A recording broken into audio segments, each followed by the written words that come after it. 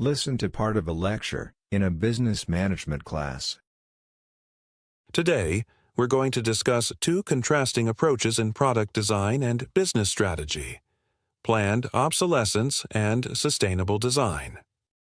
First, let's define planned obsolescence. Simply put, it's the practice of designing a product with a limited lifespan, often deliberate. This concept has been around for quite a while, but one of the earliest and most famous examples comes from the automotive industry. In the 1920s, General Motors introduced the idea of making slight cosmetic changes to car models each year. Why? Well, they intended to encourage people to buy a new car even when their current one was still fully functional. This strategy, known as perceived obsolescence, makes consumers feel that older models are growing out of fashion, even if they still work fine. Another type of planned obsolescence is functional obsolescence. This occurs when manufacturers deliberately design products to break down or become inefficient over time. A well-known case is in the electronics industry.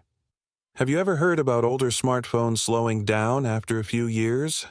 Some companies, like Apple, had been accused of doing this to encourage users to buy newer models. And then there's systemic obsolescence, where companies stop providing software updates or replacement parts with the aim of making it difficult to keep using older devices. These tactics all contribute to more frequent purchases, which drive profits but also lead to unnecessary or even excessive waste. Now, let's move on to sustainable design. What does it aim to do? Well, the opposite of planned obsolescence. Sustainable design focuses on creating products that are long-lasting, repairable, and environmentally friendly. Instead of pushing consumers to buy new products frequently, this approach embraces durability and recyclability. One company leading the way in this area is Patagonia, the outdoor clothing brand. Patagonia not only designs durable clothing but also promotes repair services and even encourages customers to buy second-hand products. What's the idea behind their philosophy? Well, they firmly believe that the best way to reduce environmental impact is to consume less in the first place.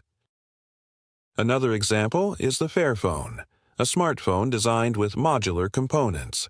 If a part breaks, users can replace it themselves instead of discarding the whole device. This approach significantly helps reduce electronic waste.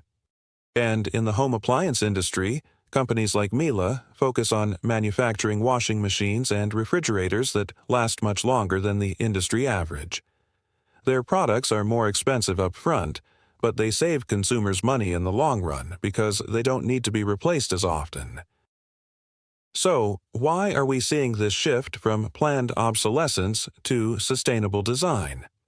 Well, there are a few key reasons. First, environmental concerns.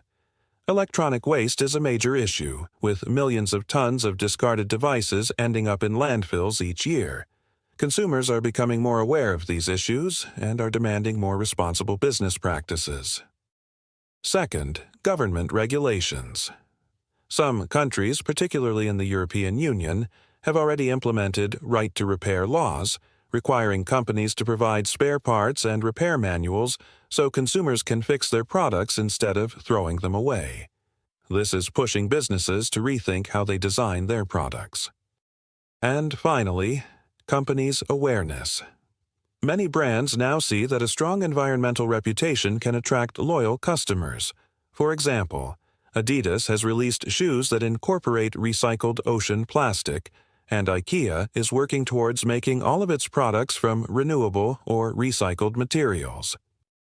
Of course, the transition from planned obsolescence to sustainable design isn't easy. Many businesses still rely on frequent product sales to sustain their revenue. So, while sustainable design is gaining traction, planned obsolescence isn't going to disappear overnight. But here's the big question. As consumers, should we demand longer-lasting products, even if they cost more? Or should we accept that planned obsolescence keeps the economy moving by encouraging continuous innovation and production? Now, group work. I'll have you break into groups of 4 and research companies in different industries that are gaining recognition for their sustainable design policies. Group 1 here, you look into the construction industry. Group 2, you do the food industry. Group 3 in the back, you do the cosmetic industry.